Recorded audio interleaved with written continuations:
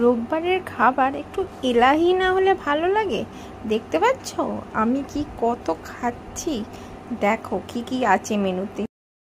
গরম ভাতের সাথে ঘি, এটাই দেখতেই পাচ্ছ, বাসমতি চালের ভাত, আলু ভাজা, তারপরে হচ্ছে আলু পটল দিয়ে একটা তরকারি, ডাল, আলু পোস্ত, তারপর এটা হচ্ছে পমফ্রেট মাছের ঝাল মশালা কারি বলতে পারো, আর এইটা হচ্ছে কাঁকড়া, মানে আমার ফেভারিট। ইয়াম্মি, বুঝতেই পারছো জিভে জল এসে যাচ্ছে খাবারটা দেখে। চলো তাহলে বেশি দেরি না করে খেয়ে নিই।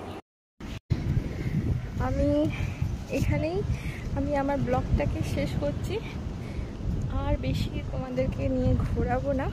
চলো, প্রচণ্ড রোদ্দুর, মানে আর তাকাতেও পাচ্ছি না এত রোদ্দুরে।